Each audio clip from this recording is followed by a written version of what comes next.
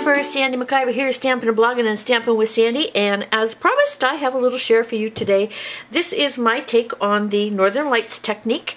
I shared part of this as I was creating it on Facebook over the last couple of days, and I had an awful lot of people comment and quite a few requests and emails for a video on how I did that. So here is your video. I'm going to share the supply list with you first so that you can work along with me.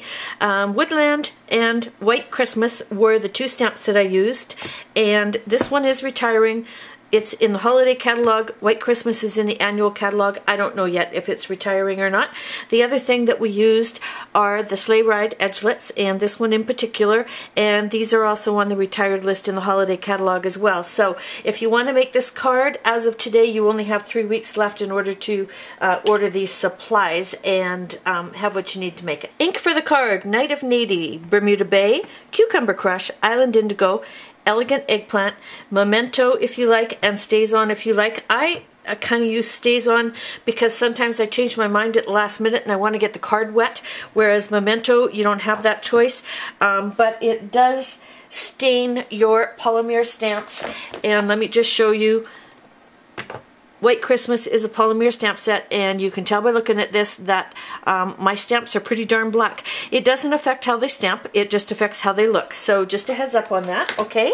And you also need sponges, obviously, for all of the colors, not the black, just the colored images. For the cardstock, the card base is Bermuda Bay, 5.5 by 8.5. You're going to score and fold that at 4 1/4. I have a mat of basic black, 3 7/8 by 5 1/8. The art piece is just a piece of Whisper White, 3 3/4 by 5.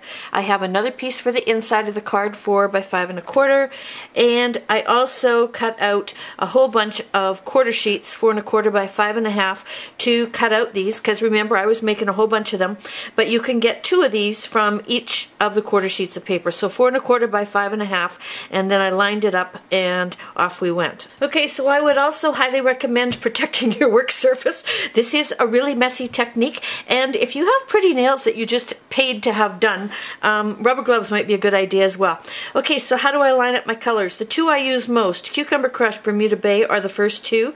Purple is the dark color. Island Indigo is kind of a highlight color. And then my border around the background, Night of Navy. So I kind of have these lined up. I'm right-handed in the order in which I will use them, okay? And what I've done is we're going to be doing an overlay down here in the corner.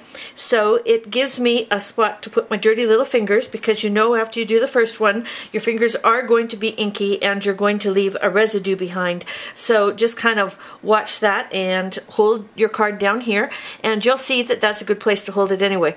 Starting with the Cucumber Crush, I am inking up a stamp just by pouncing up and down on it. I'm going to start down here and I'm going to pull the ink away from me, okay? And then I do a couple little short guys, and then a long guy, and another little short guy. Now I want this a little bit darker, so in some of the cases I go back and add a little bit. But I'm going to change colors, and what I do is I kind of lay down my base coat to begin with so that I can kind of work from there. I think my Bermuda Bay needs some more ink. Oh well, we'll live through it. Okay, I'm doing the same thing with the Bermuda Bay, and I'm actually doing it over top of the green in some cases. But you don't want to do that too often because you'll muddy. Okay, there we go. So there's my two base colors.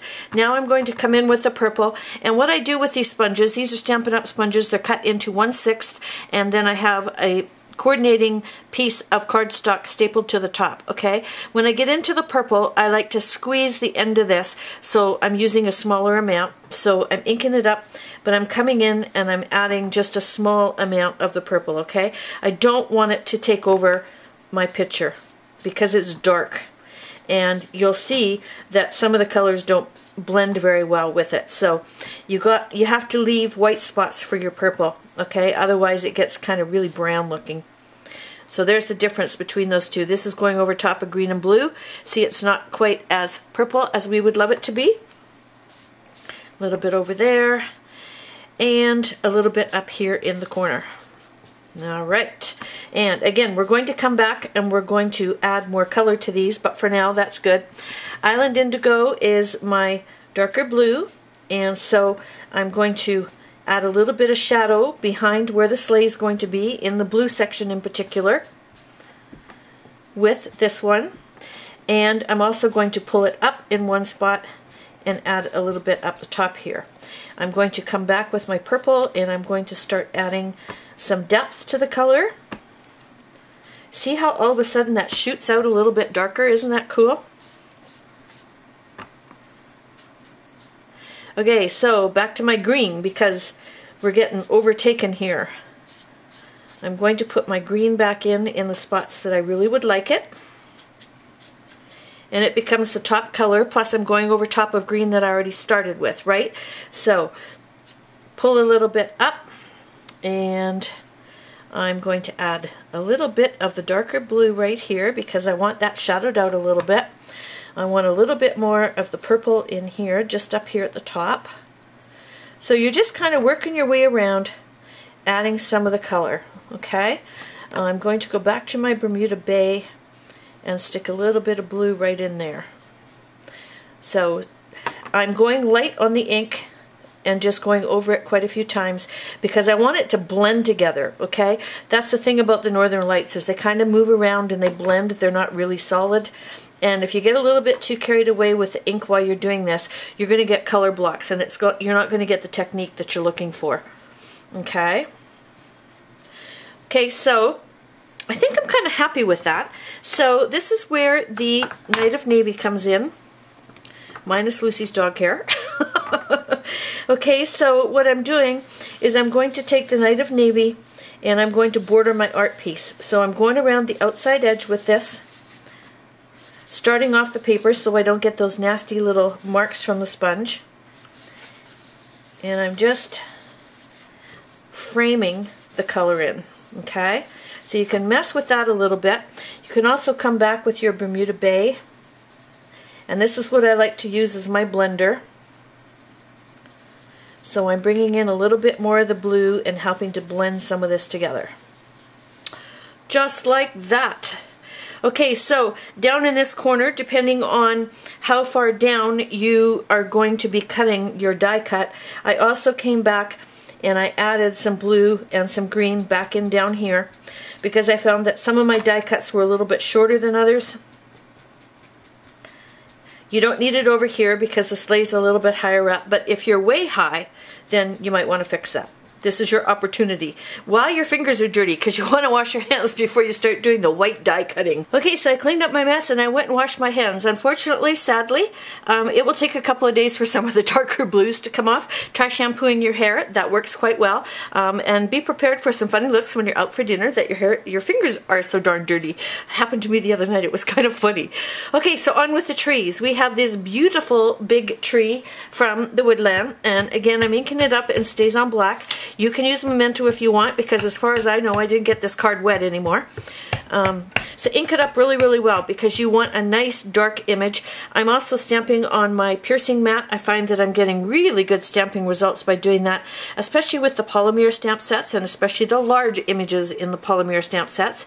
It gives just a little bit of give and you're able to get that center portion really nicely stamped. Okay, so the first trees went down right there just like that, okay? And then for the white Christmas trees, I have them on the E handle.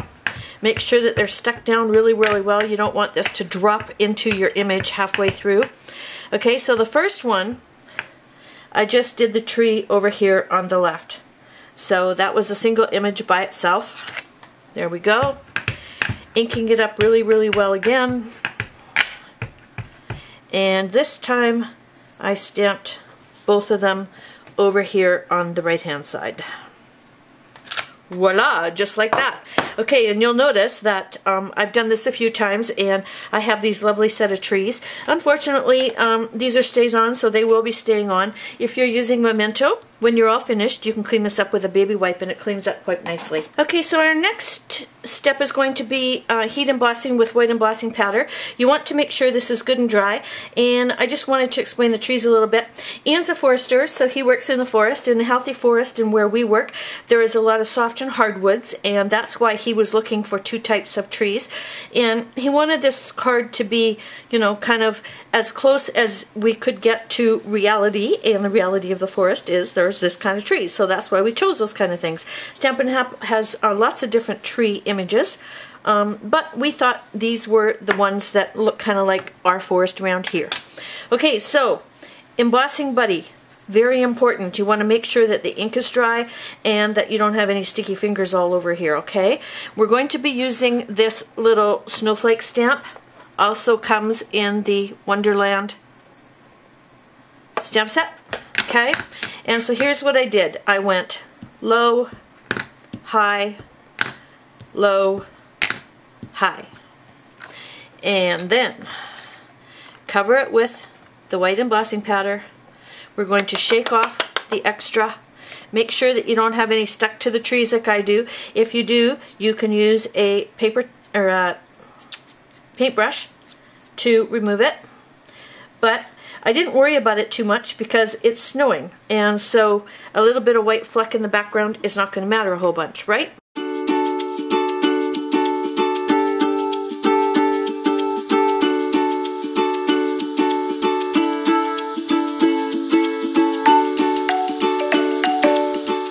There we go. Isn't that pretty? Okay, so now we have all the pieces ready to put the card together. So I have my little die cut, and I'm just going to use some snail. And one of the reasons that I made this a little bit longer, and you actually have to trim it out a little bit here, is it gives me room to maneuver this around on the art piece to kind of get it a little bit more over to the left, and then I laid it down like this.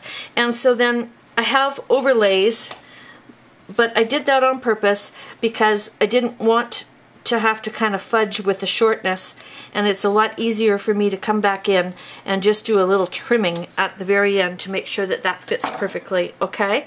So then turn it over again, add some more snail to the back, and this time you're going to attach this onto the piece of basic black. And I like to do this with my art because I think it frames it. It's only 1/8 inch bigger, but it's just enough to set it off. And more snail on the back of this little guy. And one through the middle because this is kind of heavy. Alright, make sure your card's opening the right way. That's always fun when you put them on upside down. Alright, there we go. And somewhere around here I have a piece of white. Yeah, well, oh, there it is. So 4 by 5 1/4 is the white piece, and I did this for the inside because a couple of the colors that we were using were quite dark, so this makes it easier to stamp a sentiment if you like, or to write on the inside of the card. And we decided not to put any writing on the outside of the card. I liked that it was just a scene, and it could be for Christmas, it could be for a winter birthday, it could be hello, it's hi, I'm just enjoying life, whatever. It doesn't always need to have a sentiment on the outside, right? Okay, so these are the ones that are done in Bermuda Bay. One of the other colors that we also chose was Night of Navy for a background, and I like that too. That's a little bit more, okay, it's cold out. This I think is a little bit more, okay, it might be warming up a little bit. And when I was designing the card, I was also trying a watercolor background, and the background of this one is actually done with Melon Mambo and Bermuda Bay. And so I didn't use the fir trees on this one. I just used the trees from White Christmas, and it's kind of a different look, but we get really hot pink skies at night around here. So this was kind of, I was looking out the back window at the sky and thought, hey, I'm going to try that on a card. So there you go. There's my finished card, my Northern Lights technique. I hope you enjoyed it, and I'll also put a link to my blog where there's a PDF file for you to download the measurements and the supply list so that you can create this card as well. And just wanted to remind you that we have about 50 technique videos over at Stampin' and Blogging, so if you are interested and like doing techniques and you like videos to help you along with that, come on over and join us over at Stampin' and Blogging. I think you might have some fun over there. Thanks so much for stopping in today, and happy stamping!